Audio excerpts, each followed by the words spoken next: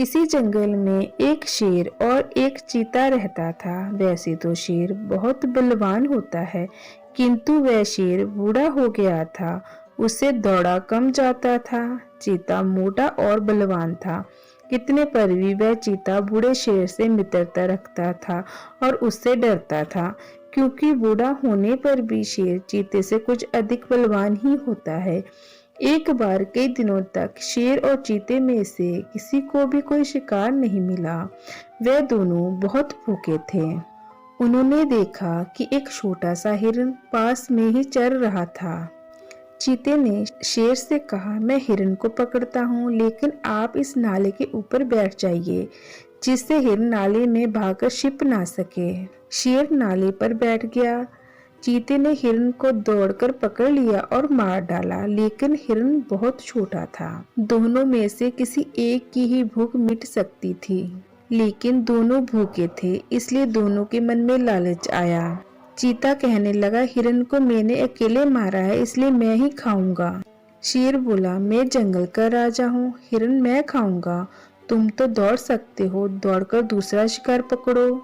दोनों का झगड़ा बहुत बढ़ गया। वे आपस में दांत और पंजों से लड़ने लगे। झाड़ी में छिपा एक सियार ये सब देख रहा था।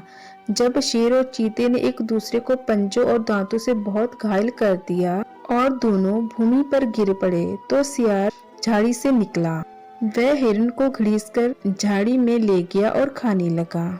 शेर और चीते में से कोई भी उठ नहीं सका। वे देखते ही रह गए। जब दो व्यक्ति किसी वस्तु के लिए लड़ते हैं तो उन दोनों की हानि होती है, लाभ कोई तीसरा ही उठाता है, इसलिए आपस में लड़ना नहीं चाहिए। सो दोस्तों, आपको मेरी ये कहानी कैसी लगी कमेंट करके बताएं। ऐसी ही इंटरेस्टिंग स्टोरीज के लिए मेरे इस चैनल अनमोल हिंदी स्टोरी को सब्सक्राइब करें। धन्यवाद। एक गांव में एक किसान और उसकी बीवी रहते थे।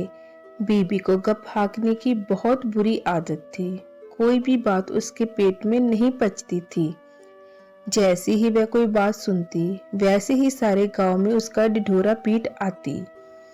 एक दिन किसान जंगल में गया। उसने भेड़िए फंसाने के लिए एक गड्ढा खोदना शुरू किया, तो वहां दबा हुआ एक खजाना पाया। किसान ने अपने आप से कहा, अब मैं क्या करूं? जैसे ही मेरी बीबी को इस खजाने का पता चलेगा, वैसे ही वह सभी जगह ये खबर फैला देगी। जागीरदार को भी इसकी भनक मिल जाएगी और तब ये खजाना मुझसे छिन जाएगा, मेरी पूंजी लुट जाएगी। उसने सोचा, बहुत सोचा, और आखिर उसे एक तरकीब सूझी। उसने खजाने को दबाकर वहां निशान लगाया और घर की तरफ चल दिया। नदी तट पर पहुंचकर उसने अपने जाल पर नजर डाली। उसने उसमें एक मछली तड़पती देखी। उसने मछली को निकाला और आगे चल दिया। शीघ्र ही वह अपने फंसाए हुए फंदे के पास पहुंचा और उसमें एक खरगोश को फंसा पाया। किसान ने खरगोश को फंदे से बाहर निकालकर उसकी जगह मछली और मछली की जगह खरगोश को जाल में रख दिया। अंधेरा हो जाने के बाद वह घर लौटा।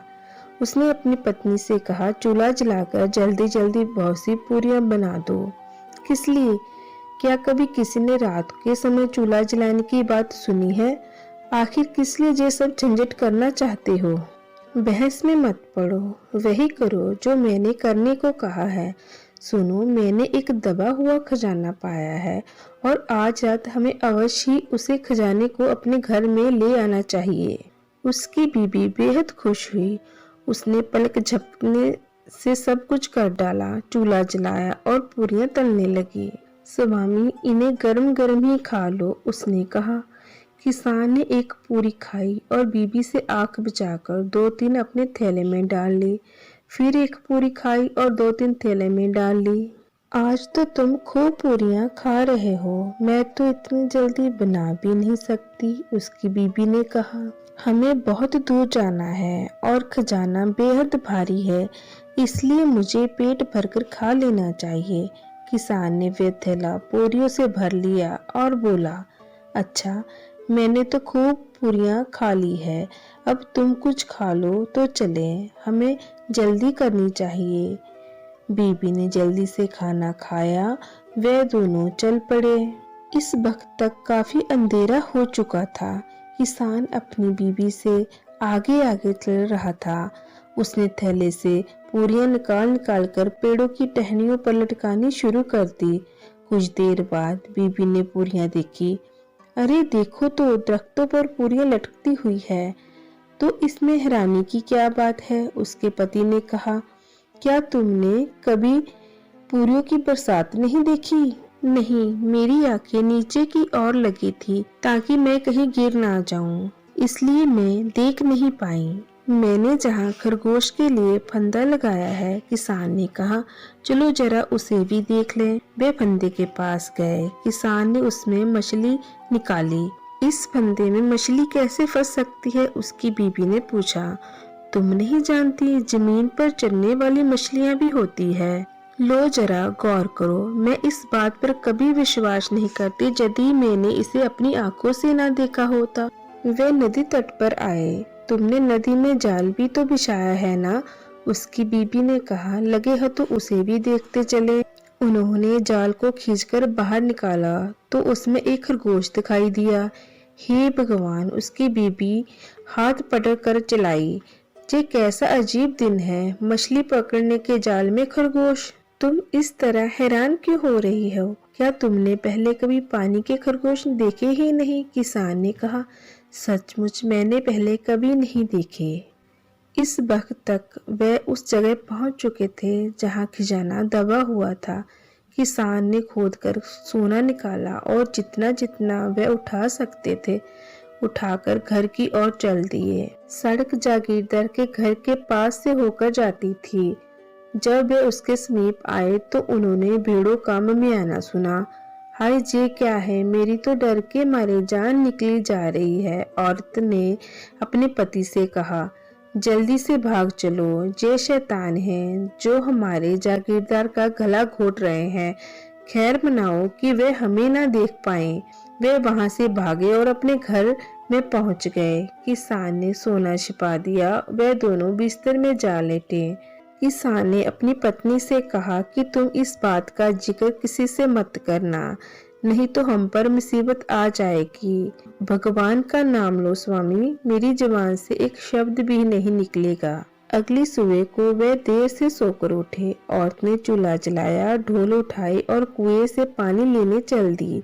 कुएं पर पड़ोसियों ने पूछा, आज तुमने अपना चूल्हा इतनी देर से क्यों जलाया? हाँ, सचमुच बड़ी देर से जलाया है। बात ये है कि मैं रात भर घर से बाहर घूमती रही, इसलिए जल्दी उठ ना सकी।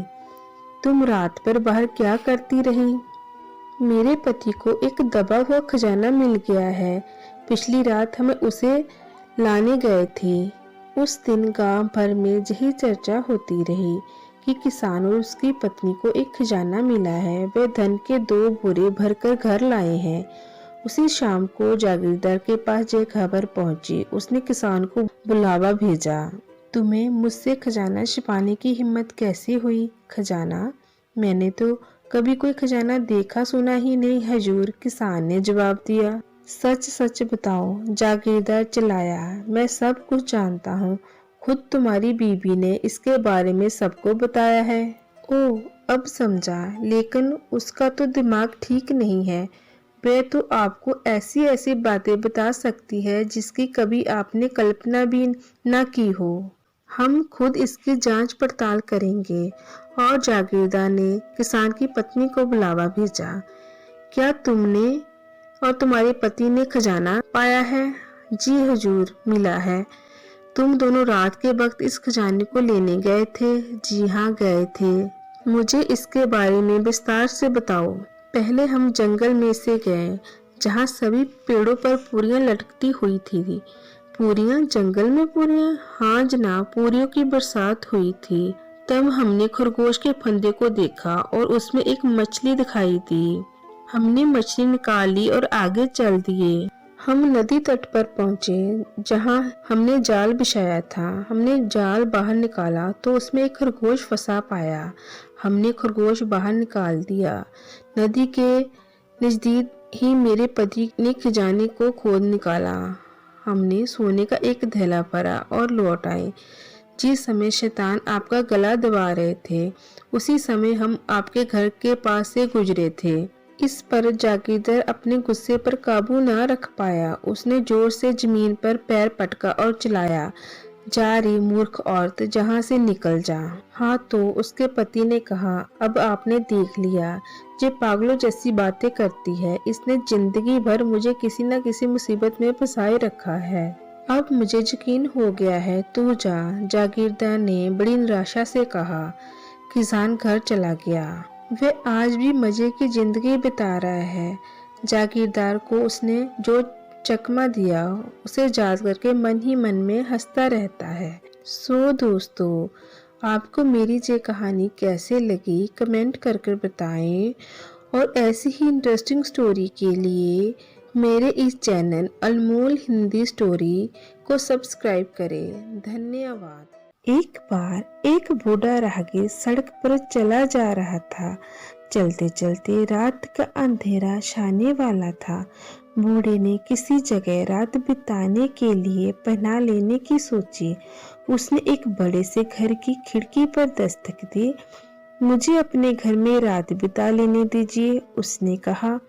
उसकी आवाज को सुनकर घर की अमीर मालकिन बाहर निकली और लगी अजनबी को बुरा भला कहने। अभी तुम पर कुत्ते छोड़ दूंगी, वह चिल्लाई। अब तुम्हें मजा आएगा मेरे घर में रात गुजारने की इच्छा प्रकट करने का। चलता बन जहां से। बूढ़ा आगे चल दिया। उसे किसी गरीब का छोटा सा घर दिखाई दिया। उसने खिड़की खटखटाई। ए भले लोगों, मुझे घर में एक रात के लिए पनाह दे दो। चले आओ अंदर, चले आओ, मालकिन ने बड़ी निम्रता से कहा। तुम खुशी से हमारे घर में रात बिता सकते हो, मगर जहाँ जगह की तंगी है और शोरगुल बहुत है। अजनबी घर के अंदर गया। उसने देखा कि घर में बहुत गरीबी है। वहाँ उसे बहुत से बच्चे दिखाई दिए और उनकी कमीजें फटी पुरानी थी, तार तार हुई पड़ी थी। तुम्हारे बच्चे ऐसे फटे हाल क्यों हैं? अजनबी ने पूछा। तुम इन्हें नई कमीजें क्यों नहीं बनवा देती? कहाँ से बनवा के दूं नई कमीजें? औरत ने जवाब दिया। मेरे पति का देहांत हो चुका है और बच्चों के पालन भोजन का भार मुझे अकेले ही उठाना पड़ता है। कपड़े लत्तों की तो बात ही दूर है, हमारे पास तो खाने भर के लिए काफी पैसे नहीं हैं। अजनबी ये सब कुछ सुनकर मौन रहा। घर की मालकिन ने रात का खाना मेज पर लगाया और उसे खाने में शामिल होने के लिए कहा। नहीं धन्यवाद, बूढ़े ने जवाब दिया। मुझे भूख नहीं है, मैंने अभी थोड़ी देर पहले ही खाना खाया है। उसने अपना थैला खोला और उससे खाने की सभी चीजें निकालकर बच्चों को दी। उसके बाद वह लेट गया और लेटते ही खर्राटे लेने लगा। सुबह हुई और बूढ़ा उठा। उसने घर की मालकिन का शुक्रिया अदा किया और वहां से रवाना होते समय कहा, जो काम सुबह ही शुरू करोगी, शाम तक उसे ही जारी रखोगी। औरत अजनबी की इन शब्दों का अर्थ नहीं समझी और उसने उसकी ओर खास ध्यान भी नहीं दिया। वह बूढ़े को फाटक तक छोड़कर घर में लौट आई। अगर इस गरीब आदमी ने भी मेरे बच्चों के कपड़े के बारे में ये कहा है तो बाकी लोग जाने क्या कहेंगे, उसने सोचा। उसने घर में पड़े हुए कपड़े के आखिरी टुकड़े से कमीज सीने का इरादा किया। इसलिए वो अपनी धनी पड़ोसन के घर से गज लेने गई ताकि इस कपड़े को मापे और ये देखे कि ये एक कमीज के लिए काफी है या नहीं। गरीब औरत अपनी पड़ोसन के घर से लौटकर अपने घर आई। उसने ताक से कपड़ा लिया और उसे मापने लगी। वह मापती जाती और कपड़ा लंबा होता जाता। उसका तो अंत ही नजर नहीं आता था। वह दिन भर उसे मापती रही और केवल शाम होने पर ही खत्म कर पाई। इतना कपड़ा तो उसकी और उसके बच्चों की कमीजों के लिए आजीवन काफी होगा। तो ये मतलब था अजनबी के शब्दों का, उसने सोचा। उसी शाम वो अपनी धनी पड़ोसन को गज वापस देने गई। उसने अपनी पड़ोसन को सारा किस्सा सच सच कह सुनाया और बताया कि अब उसने अपने कपड़ों से कोठरी भर ली है। हे राम, मैंने उसे अपने घर में रात क्यों नहीं बिताने दी? धनी औरत ने अपने मन ही मन सोचा। उसने फौरन अपने नौकर को बुलाकर कहा, हे नौकर, जल्दी से गाड़ी में घोड़ा जोतो और इस भिखारी के पीछे जाओ, जैसे भी हो उसे वापस लेकर आओ। गरीबों की खुले दिल से मदद करनी चाहिए, मैं तो हमेशा ऐसा ही कहती आई हूँ। नौकर घोड़ा दौड़ाता हुआ उस भिखारी की तलाश में चल दिया। अगले दिन वह उससे जा मिला, मगर बूढ़े ने वापस चलने से इनकार कर दिया। नौकर ने बहुत दुखी होते हुए कहा, मेरी जान मुसीबत में पड़ गई। अगर तुम्हें लेकर वापस नहीं जाता हूँ तो मालकिन पगार दिए बिना ही मुझे चलता कर देगी। दुखी ना हो नौजवान, बूढ़े ने कहा, चलो ऐसा ही सही, मैं तुम्हारे साथ चलता हूँ। बूढ़ा घोड़ा गाड़ी में सवार होकर नौकर के साथ चल दिया। धनी औरत अपने फाटक पर खड़ी हुई बड़ी बेसब्री से उनके लौटने का इंतजार कर रही थी। मालकिन ने सिर झुकाकर और मुस्कुराते बूढ़े से कहा, हमारे घर आइए। उसने उसे खिलाया पिलाया और सोने के लिए नरम बिस्तर बिछाकर कहा, प्यारे बाबा लेटकर आराम करो। बूढ़ा धनी औरतें घर में एक दिन, दूसरे दिन, फिर तीसरे दिन तक रहा। वह खाता पीता और आराम करता रहता। मालकिन उसे खाने पीने को देती रही, मीठी मीठी बातें करती रही, मगर मन ही मन गुस्से से उबलती रही। जाने जे बुढ़ा खुसट कब यहाँ से चलता बनेगा। मगर वह बूढ़े को निकालने की हिम्मत ना कर पाती। ऐसा करने से उसकी सारी मेहनत पर पानी फिर जाता। चौथे दिन सुबह ही बूढ़े ने चलने की तैयारी शुरू कर दी। मालकिन की खुशी का कोई ठिकाना नहीं रहा। वह उसे विदा करने के लिए घर के बाहर निकली। बूढ़ा चुपचाप फाटक तक गया, ऐसे ही बाहर निकल गया। तब धनी मालकिन अपने को वश में ना रखकर बोली, मैं आज क्या करूं, मुझे ये तो बताते जाओ। बूढ़ी ने उसकी ओर देखा और कहा, जो तुम सुबह करोगी वही शाम तक करती जाओगी। धनी औरत भागकर मकान के अंदर गई और उसने कपड़ा मापने के लिए गज उठाया, मगर तभी उसे जोर से छींक आई, इतने जोर की कि आंगन में सभी पंछी इधर उधर भागने लगी। इसके बाद वे रुके बिना दिन भर छींकती रही। वे ना तो खा पी पाई और ना प्रश्नों का उत्तर दे सकी। वे सारा दिन छींकती ही रही और केवल सूर्य अस्त होने और अंधेरा छा जाने पर ही उसकी छींकना बंद किया। सो दोस्तों, मेरी ये कहानी आपको कैसे लगी कमेंट कर कर बताएं और ऐसे ही इंटरेस्टिंग स्टोरी के लिए मेरे इस चैनल को सब्सक्राइब करें। धन्यवाद। बादशाह अकबर बीरबल को बहुत मानते थे। राजा बीरबल बड़े बुद्धिमान थे और अपनी विनोदपूर्ण बातों से बादशाह को प्रसन्न रखते थे। अकबर और बीरबल के विनोद की बहुत सी बातें प्रचलित है। उनमें से कुछ बातें बड़े काम की है। एक घटना हम जहां सुना रहे हैं। एक बार बादशाह अपने राजमहल में गए। बादशाह की सबसे प्यारी बेगम उस समय अपनी किसी सखी के साथ बातें कर रही थी। बादशाह अचानक जाकर खड़े हो गए। बेगम उठ खड़ी हुई और हंसती हुई बोली, आइए मूर्खराज। बादशाह को बहुत बुरा लगा, लेकिन बेगम ने इससे पहले कभी बादशाह का अपमान नहीं किया था। बादशाह जानते थे कि बेगम बुद्धिमती है, वे बिना कारण ऐसी बात नहीं कह सकती।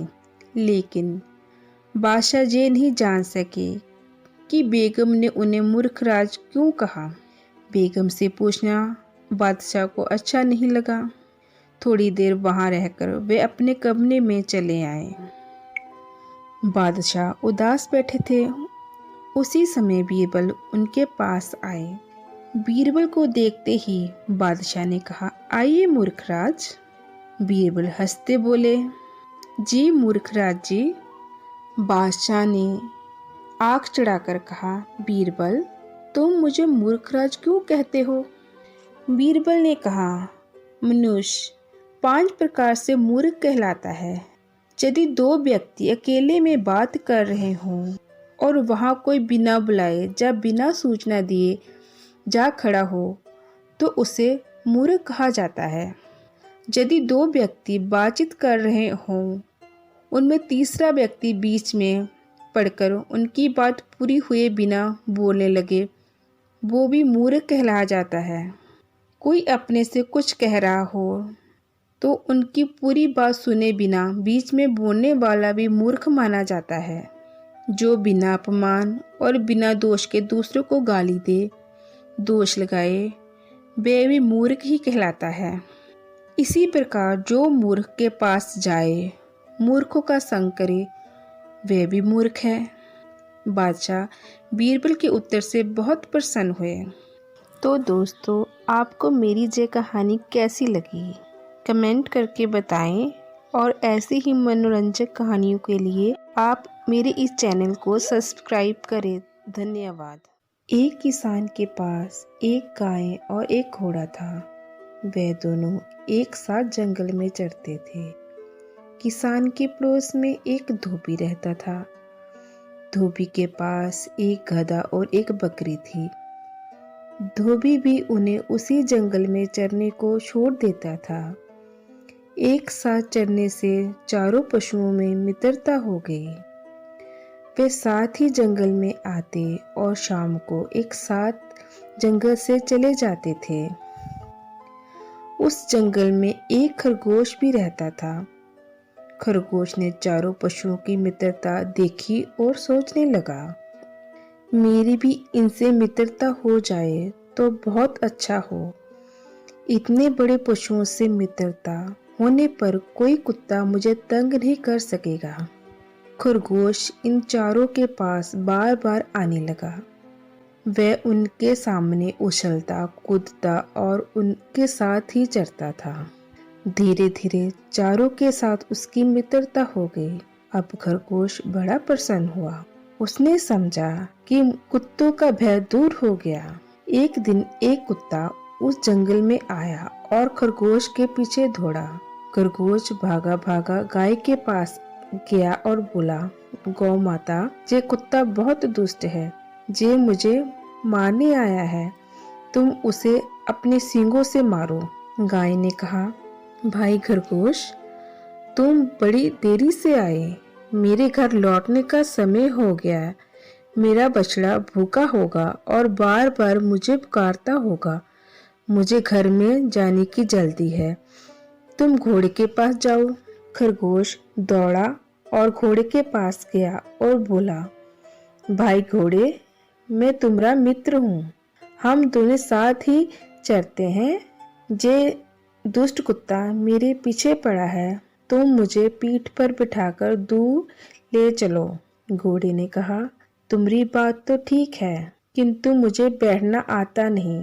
मैं तो खड़े खड़े ही सोता हूँ। तुम मेरी पीठ पर चढ़ोगे कैसे? घोड़े से निराश होकर खरगोश गधे के पास गया। उसने गधे से कहा, मित्र गधे, तुम इस कुत्ते से मेरी रक्षा करो तो मेरे प्राण बच जाएंगे। गधा बोला, मैं गाय और घोड़े के साथ लौटता हूँ। वे दोनों जा रहे हैं। यदि मैं उनके साथ ना जाकर पीछे रह गया तो मेरे स्वामी धोबी डंडा लेकर मुझे खूब पीटेंगे। मैं अब यहाँ ठहर नहीं सकता। अंत में खरगोश बकरी के पास गया। बकरी ने उसे देखते ही कहा, खरगोश भाई, कृपा करके इधर मत आओ। तुम्हारे पीछे कुत्ता दौड़ता चला आ रहा है। मैं उससे बहुत डरती हूँ। सब और से निराश होकर खरगोश वहां से भागा। भागते भागते वो जाकर एक झाड़ी में छिप गया। कुत्ते ने बहुत ढूंढा, किंतु उस खरगोश का पता नहीं चला। जब कुत्ता लौट गया तब खरगोश झाड़ी से बाहर निकला। उसने चारों ओर देखा और संतोष की सांस ली। फिर ये बोला, दूसरों का भरोसा करना सदा धोखा देता है। अपनी सहायता अपने आप ही करनी चाहिए। तो दोस्तों, आपको मेरी ये कहानी कैसी लगी कमेंट करके बताएं, और ऐसी ही मनोरंजक कहानियों के लिए आप मेरे इस चैनल को सब्सक्राइब करें। धन्यवाद। आज से लगभग 400 वर्ष पहले एक राजा के दरबार में बिरजू नाम का एक भांड था। पढ़ने लिखने में तो वो पूरा फटाचार्य था, लेकिन उसकी सूझबूझ बड़ी विलक्षण थी। बड़े बड़े पाचीदा सवालों को भी वो हंसी हंसी में हल कर देता था। राज दरबार के अच्छे अच्छे पंडित भी बहुत से मामलों में बिरजू का मुंह ताकते थे। एक बार राजा के दरबार में बाहर से कोई बहुत बड़ा विद्वान आया। वो अनेक भाषाओं का पंडित था। तरह तरह की भाषाओं में बोलकर उसने अपनी धाक जमा ली। हर देश और हर प्रांत की बोली को वो ऐसी सफाई से बोलता था कि सुनने वाले को बार बार यही भ्रम होता था कि वे अपनी मातृभाषा में बोल रहा है। पंडित लोग ये निर्णय नहीं कर पाए कि उसकी मातृभाषा कौन सी है। बहुत तर्क वितर्क के बाद भी पंडित लोग इस गुत्थी को नहीं सुलझा सके। तब उन्होंने बिरजू से कहा कि भाई तू तो उड़ती चिड़िया पहचान लेता है, किसी तरह यह पता लगा कि इतनी भाषाओं में उसकी मातृभाषा कौन सी है। बिरजू ने सिर खुजलाते हुए कहा, मैं तो एक भी भाषा नहीं जानता, इसलिए क्या बताऊं। लेकिन घबराने की बात नहीं है, वे अपना तमाशा दिखा चुका, अब मैं अपना तमाशा दिखाऊंगा, तभी उसकी पोल खुल जाएगी। राजा ने उस विद्वान को बहुत से उपहार भेंट देकर सम्मानपूर्वक विदा किया। वह सभा से जाने लगा तो पंडित लोग भी उसे बाहर तक पहुंचाने चले। पीछे पीछे बिरजू भी गया। सभा भवन की सीढ़ी पर पहुंचते ही बिरजू ने जाकर ऐसा धक्का दिया कि वह विद्वान सीढ़ियों पर नीचे जा गिरा। वहीं से बिरजू को वो अपनी मातृभाषा में गालियां देने लगा। पंडितों को बिरजू का ये काम बहुत बुरा लगा। उन्होंने बिरजू से पूछा कि भला तूने ऐसा बुरा काम क्यों किया। बिरजू ने हंसते हुए कहा, आप मुझसे कुछ ना पूछिए, उन महाशयों की गालियों को सुनिए और उन्हीं से उनकी मातृभाषा का पता लीजिए। इस समय वे अपनी असली बोली बोल रहे थे। पंडितों ने पूछा, जे तूने कैसे जाना कि यही उनकी मातृभाषा है। बिरजू ने कहा, अन्य अवसरों पर तो आदमी सीखी सिखाई बोलियों बोलकर काम निकाल सकता है, लेकिन संकट में तो अपनी ही बोली याद आती है और उससे ही काम चलाता है। तोते को देखिए ना, सिखाने पर वे अपनी बोली छोड़कर सीताराम, राधे श्याम आदि कहने लगता है, लेकिन बिल्ली जब आती है तो वो डर के मारे रटी रटाई बातें भूलकर अपनी असली बोली में ही चिल्लाता है। उस समय उसके मुंह से सीताराम, राधे श्याम का पाठ नहीं बल्कि टै टै ही निकलता है। यही हाल इन महाशय का है जो सभा में तरह तरह की बनावटी बोलियां बोल रहे थे। अब कष्ट में उन सबको भूल गए। बिरजू की सूझबूझ अनोखी थी। इस युक्ति से पंडितों की समस्या हल हो गई। सो दोस्तों, आपको मेरी ये कहानी कैसी लगी कमेंट कर कर बताएं और ऐसी ही इंटरेस्टिंग स्टोरी के लिए मेरे इस चैनल अनमोल हिंदी स्टोरी को सब्सक्राइब करें। धन्यवाद। एक बार एक लोमड़ी और एक सारस अच्छे मित्र बन गए। एक दिन लोमड़ी ने सारस को खाने पर बुलाया। मेरे प्यारे मित्र, तुम कल मेरे घर आओ। लोमड़ी ने कहा, मैं तुम्हें बहुत मजेदार खाना खिलाऊंगी। सो दूसरे दिन सारस दावत खाने के लिए गया। लोमड़ी ने सूजी का दलिया बनाया और एक तश्तरी में डालकर रख दिया। दलिया पेश करते हुए उसने अपने मेहमान से कहा, लो खाओ मेरे दोस्त, मैंने खुद इसे तैयार किया है। सारस ने बार बार उस तश्तरी में अपनी चोंच मारी, मगर वह थोड़ा सा दलिया भी न खा सका और इतनी देर में लोमड़ी उस दलिए को चाटते चाटते चट कर गई। तब उसने कहा, बुरा ना माना मेरे प्यारे मित्र, पर मेरे पास तुम्हारे सामने पेश करने के लिए अब और कुछ नहीं है। सारस ने जवाब दिया, इसके लिए भी तुम्हारा शुक्रिया, कल तुम मेरे जहाँ आना। दूसरे दिन लोमड़ी सारस के घर पहुंची। सारस ने खाने के लिए कुछ सालन बनाया, एक तंग मुंह की सराय में डालकर पेश किया और लोमड़ी से कहा, शुरू करो मेरी प्यारी बहन, मेरे पास तो बस यही है। लोमड़ी ने एक तरफ सुराही पर नजर डाली और दूसरी तरफ उसे घूरा, फिर चाटा और सूंघा, लेकिन किसी तरह भी उसमें मुंह ना डाल सकी, सालन ना खा सकी। उधर सारस बड़े मजे से खाता रहा, जहाँ तक कि सुराही में भी कुछ बाकी ना रहा। मुझे बहुत अफसोस है मेरी प्यारी, मगर मेरे पास तुम्हारे सामने पेश करने के लिए और कुछ भी नहीं है। लोमड़ी को मन ही मन बहुत गुस्सा आया। उसने सोचा था कि वह इतना खाएगी कि हफ्ते भर की छुट्टी हो जाएगी। मगर वह अपना सा मूल लेकर लौट आई, जैसे को तैसा मिला। और इसके बाद लोमड़ी और सारस की दोस्ती खत्म हो गई। सो दोस्तों, आपको ये मेरी कहानी कैसी लगी कमेंट करके बताएं, और ऐसी ही इंटरेस्टिंग स्टोरी के लिए मेरे इस चैनल को सब्सक्राइब करें। धन्यवाद। वर्षों पुरानी बात है, एक चंदनपुर नामक गांव में एक ब्राह्मण का छोटा सा परिवार रहता था। पंडित दीनदयाल उस छोटे से परिवार के मुखिया थे। उनका परिवार बड़ी सुख शांति से रहता था। गांव के सभी लोग पंडित जी का बहुत आदर करते थे। नित्य सवेरे उठते ही पंडित जी नहाने के बाद मंदिर में पूजा पाठ किया करते थे। शंख घंटियों की आवाज से गांव के सभी लोग समझ जाते थे कि अब सवेरा हो गया है। गांव के श्रद्धालु भक्त भी उस मंदिर में पूजा पाठ करने आया करते थे। साथ में फल फूल, आटा, घी, दूध आदि सामग्री को चढ़ाने के लिए लेकर आते थे। इस प्रकार बिना मांगे भगवान के नाम पर जो भी दान दक्षिणा मिलती थी, उससे पंडित जी के परिवार का गुजारा बहुत आराम से हो जाता था। उनका जीवन साधारण सा था। अचानक एक दिन सब गांव वाले चौंक उठे जब सवेरे मंदिर में शंख और घंटियों की कोई आवाज नहीं आई। तो गांव वालों को बड़ा आश्चर्य हुआ। उन्होंने सोचा आज क्या बात होगी। पता लगाने कुछ लोग आगे बढ़े। तभी उन्होंने पंडित जी के घर में उनकी पत्नी और बच्चों के जोर जोर से रोने की आवाज सुनाई दी। रोने की आवाज सुनकर गांव के सभी लोग पंडित जी के घर की ओर दौड़ पड़े। सारा गांव वहां इकट्ठा हो गया। वहां का दृश्य देखकर सबका दिल कांप उठा। पंडित जी का शव पड़ा था। उससे लिपटकर उनकी पत्नी और बच्चे बिलख बिलख कर रो रहे थे। पंडित जी की पत्नी ने अपनी चूड़ियां तोड़ डाली और अपना सिंदूर पोंछ डाला। वे विधवा हो गई थी और बेचारे बच्चे अनाथ हो गए थे। अचानक पंडित जी के परिवार पर दुख का पहाड़ टूट पड़ा था। वे अपने पति के चरणों में सिर पटक पटक कर रो रही थी।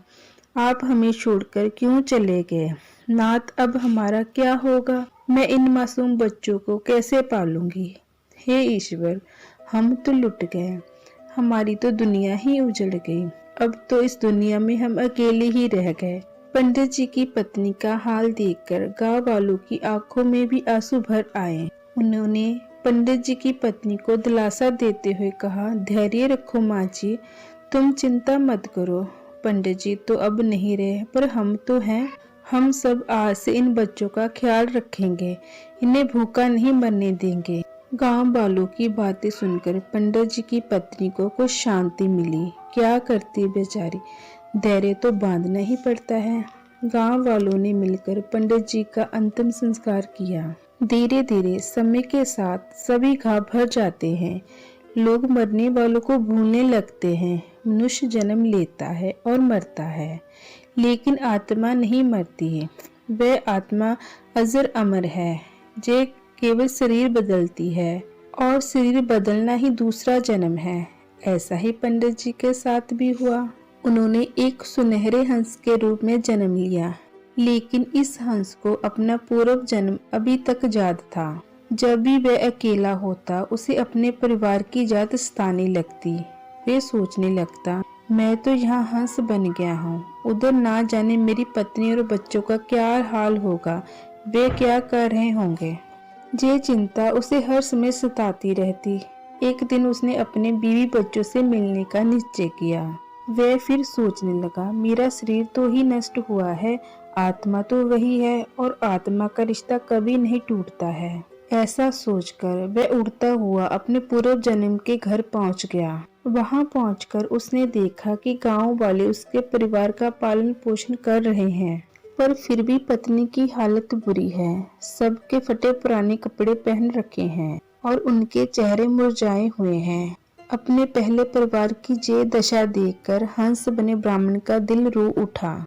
दुख के मारे उसकी आंखों में पानी भर आया। उसने सोचा, आखिर ये मेरा ही तो परिवार है, अब मुझे ही कुछ न कुछ करना पड़ेगा। इनकी हालत मुझसे देखी नहीं जा रही।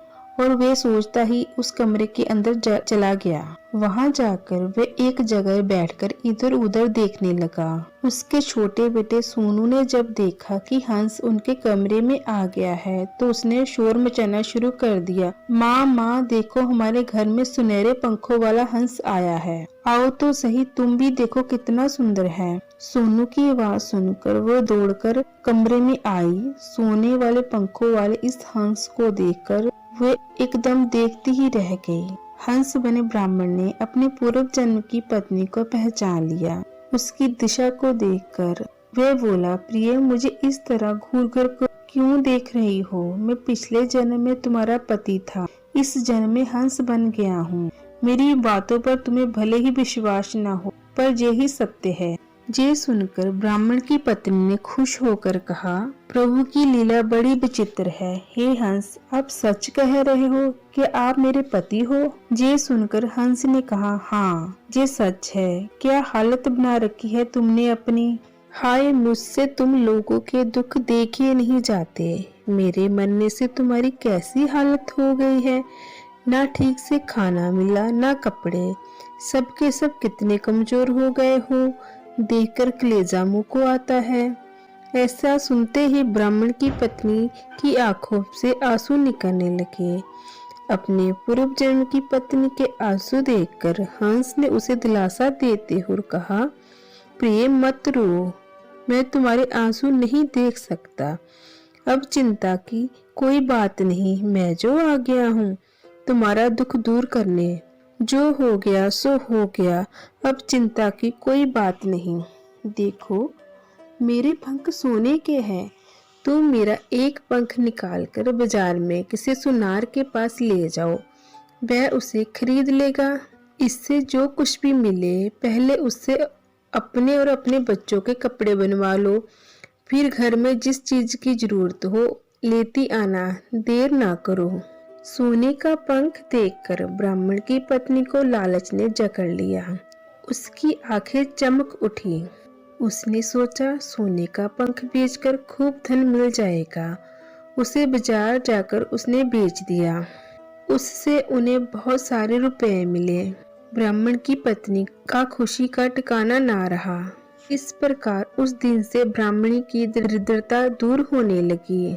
हंस बना ब्राह्मण दूसरे दिन भी ब्राह्मणी के पास आया।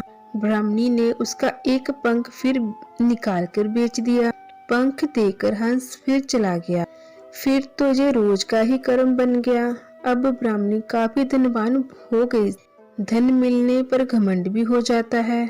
अंत ब्राह्मणी भी इससे अछूती ना रह सकी। उसकी बुद्धि भी भ्रष्ट होने लगी। धन के साथ ही उसमें चालाकी और लालच भी बढ़ने लगा। उसने सोचा, रोज रोज एक पंख लेने से तो अच्छा है सारे पंख एक साथ ही उखाड़ लिए जाएं, जिससे एक साथ बहुत सा धन प्राप्त हो जाएगा। ये तो केवल एक हंस है, इससे मेरा संबंध ही क्या है। मेरे पति की तो मृत्यु हो चुकी है। कल मैं अवश्य सारे पंख उखाड़ लूंगी। मैं क्यों उस पर दया करूं? ऐसा विचार कर वह दूसरे दिन बड़ी बेचैनी से हंस की प्रतीक्षा करने लगी। सुबह होने पर नित्य की तरह हंस आया। हमेशा की तरह अपनी पूर्व जन्म की पत्नी के पास जाकर बोला, प्रिय लो, मेरा एक पंख निकाल लो। ब्राह्मणी ने तो रात से ही योजना बना रखी थी। उसके मन में तो पाप था, इसलिए उसने एक क्षण गवाए बिना हंस की गर्दन पकड़ ली। ब्राह्मणी को अचानक तेवर बदलते देखकर हंस घबरा गया और चिल्लाया, हाय हाय, अरे अरे भाग्यवान, ये क्या करने लगी हो? किंतु उस बेरहम ब्राह्मणी पर इस बात का कुछ असर नहीं हुआ, क्योंकि वो तो लालच के कारण अंधी हो गई थी। उसने बिना कोई परवाह किए हंस के पंख नोचने शुरू कर दिए। कष्ट से फड़फड़ाता हंस बेचारा कहता रह गया, प्रिय, मेरे सारे पंख मत नोचो, मैं पंखों के बिना उड़ नहीं पाऊंगा, मुझ पर दया करो। किंतु उसकी पूर्व जन्म की पत्नी ने कहा, तुम्हारे उड़ने से मुझे क्या लेना, मैं तो केवल अमीर बनना चाहती हूँ।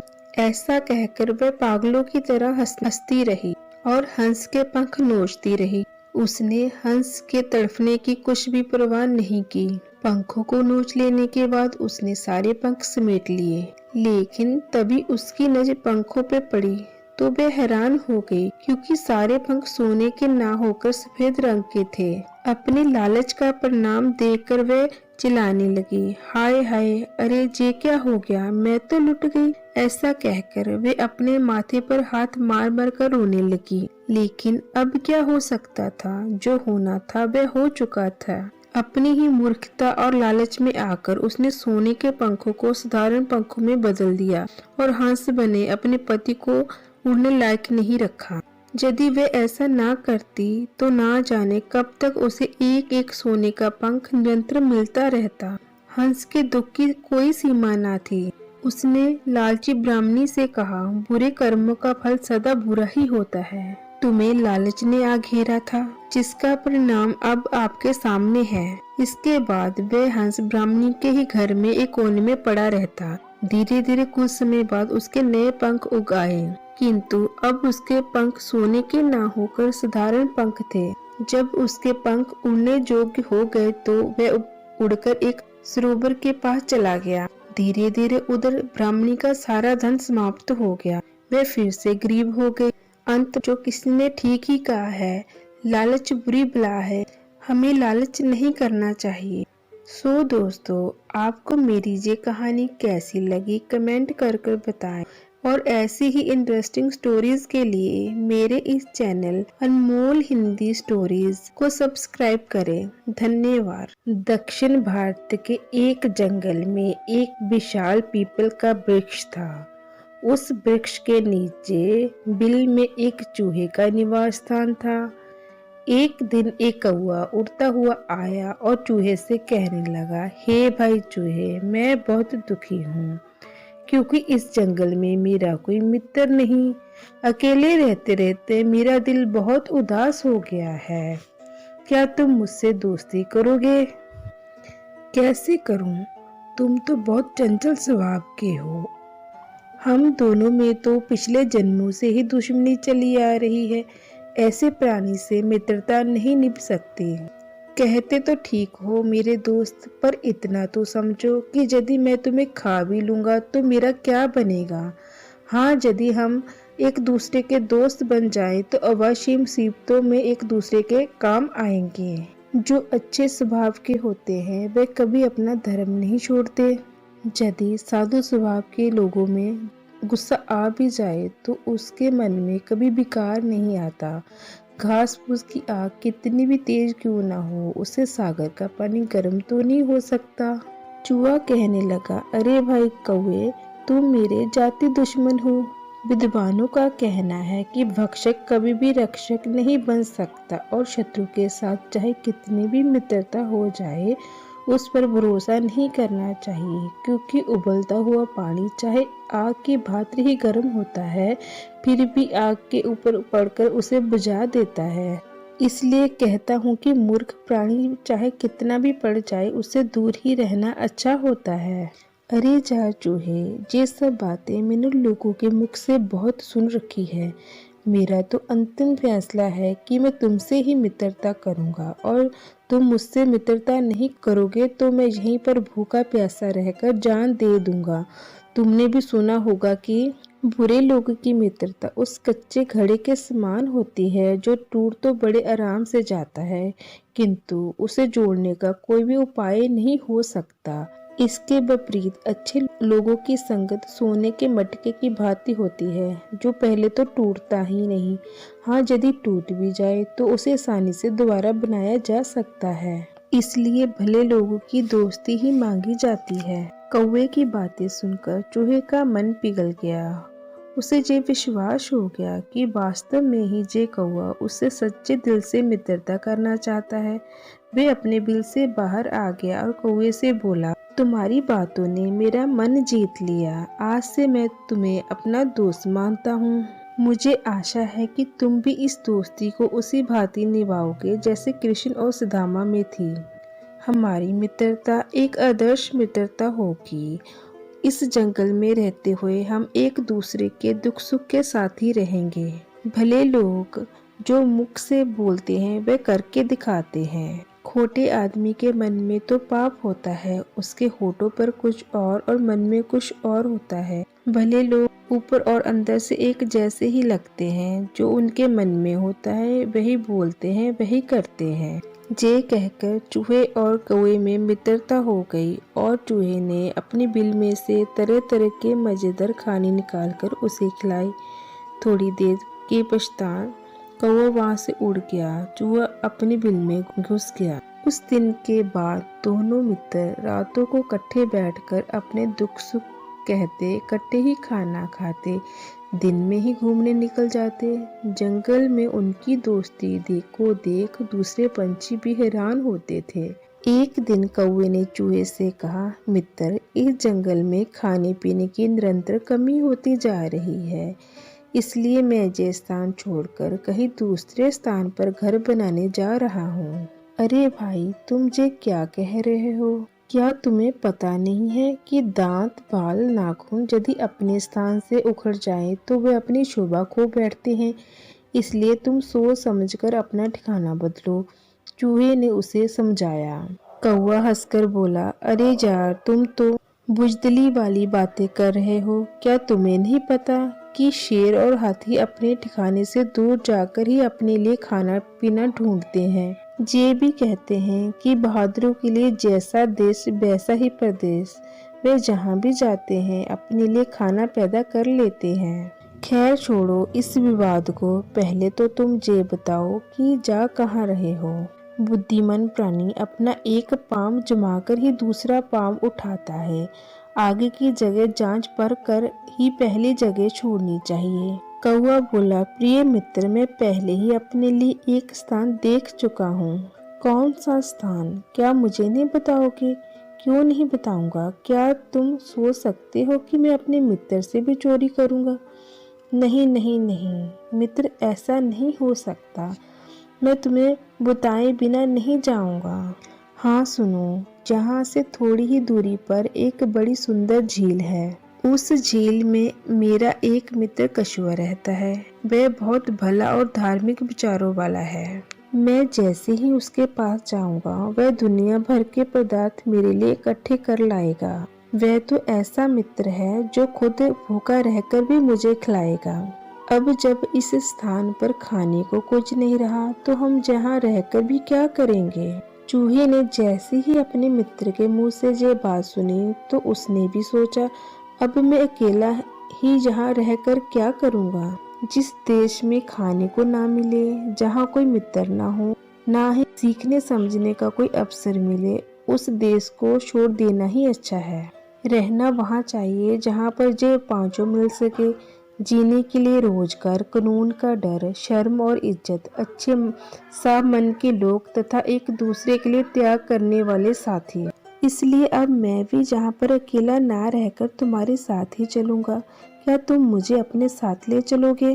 कौवे ने हंसकर कहा, क्यों नहीं, ये तो मेरा सौभाग्य है कि तुम जैसा मित्र मेरे साथ चल रहा है। दोस्तों, आपको जो मेरी कहानी कैसी लगी कमेंट कर कर बताएं। ऐसी ही इंटरेस्टिंग स्टोरीज के लिए मेरे इस चैनल अनमोल हिंदी स्टोरीज को सब्सक्राइब करें। धन्यवाद। पुराण में एक बहुत सुंदर कथा आती है। एक जंगल में एक तालाब था। उस जंगल के पशु उसी तालाब से पानी पीने आया करते थे। एक दिन एक शिकारी उस तालाब के पास आया। उसने तालाब में मुंह हाथ धोकर पानी पिया। शिकारी बहुत थका था और कई दिन का भूखा था। उसने सोचा, जंगल के पशु इस तालाब के पास पानी पीने अवश्य आएंगे, जहां मुझे आसानी से शिकार मिल जाएगा। तालाब के पास एक बेल के पेड़ पर चढ़कर वह बैठ गया। एक हिरनी थोड़ी देर में तालाब में पानी पीने आई। शिकारी ने हिरनी को मारने के लिए धनुष पर बाण चढ़ाया। हिरनी ने शिकारी को बाण चढ़ाते देख लिया। वे बोली, भाई शिकारी, मैं जानती हूँ कि अब मैं भागकर तुम्हारे बाण से बच नहीं सकती, किंतु तुम मुझ पर दया करो मेरे 2 छोटे छोटे बच्चे मेरा रास्ता देखते होंगे। तुम मुझे थोड़ी देर की छुट्टी दे दो। मैं तुम्हें वचन देती हूँ कि अपने बच्चों को दूध पिलाकर और उन्हें अपनी सहेली हिरनी को सौंपकर तुम्हारे पास लौट आऊंगी। शिकारी हंसा। उसे ये विश्वास नहीं हुआ कि ये हिरनी प्राण देने फिर उसके पास लौटेगी, लेकिन उसने सोचा, जब ये इस प्रकार कहती है तो उसे छोड़ देना चाहिए। मेरे भाग्य में होगा तो मुझे दूसरा शिकार मिल जाएगा। उसने हिरनी को चले जाने दिया। थोड़ी देर में वहां बड़ी सींगों वाला सुंदर काला हिरन पानी पीने आया। शिकारी ने जब उसे मारने के लिए धनुष पर बाण चढ़ाया तो हिरन ने देख लिया और बोला, भाई शिकारी, अपनी हिरनी और बच्चों से अलग हुए मुझे देर हो गई है। वे सब घबरा रहे होंगे। मैं उनके पास जाकर उनसे मिल लूं और उन्हें समझा दूं, तब तुम्हारे पास अवश्य आऊंगा। इस समय दया करो, तुम मुझे जाने दो। शिकारी को बहुत भूख लगी थी, लेकिन हिरन को उसने ये सोचकर चले जाने दिया कि मेरे भाग्य में भूखा ही रहना होगा, तो आज मैं भूखा ही रहूंगा। हिरनी अपने बच्चों के पास गई। उसने बच्चों को दूध पिलाया, प्यार किया। फिर अपनी सहेली हिरनी को सब बातें बताकर उसने अपने बच्चे सौंपने चाहे। इतने में वहाँ वह हिरन भी आ गया। उसने भी बच्चों को प्यार किया। बच्चे अपने माता पिता से अलग होने को तैयार नहीं थे। अंत में उनका हठ मानकर हिरन और हिरनी ने उन्हें भी अपने साथ ले आए। तालाब के पास आकर हिरन ने शिकारी से कहा, भाई शिकारी, अब हम लौट आए हैं। तुम अब हमें अपने बाणों से मारो और हमारे मांस से अपनी भूख मिटाओ। हिरन और हिरनी की सच्चाई देखकर शिकारी को बहुत आश्चर्य हुआ। वो पेड़ से नीचे उतर आया और बोला, देखो, ये हिरन पशु होकर भी अपनी बात के कितने सच्चे हैं। ये प्राण का मोह छोड़कर सत्य की रक्षा के लिए मेरे पास आए हैं। मनुष्य होकर भी मैं कितना नीच और पापी हूँ कि अपना पेट भरने और 4 पैसे कमाने के लिए निर्दोष पशुओं की हत्या करता हूँ।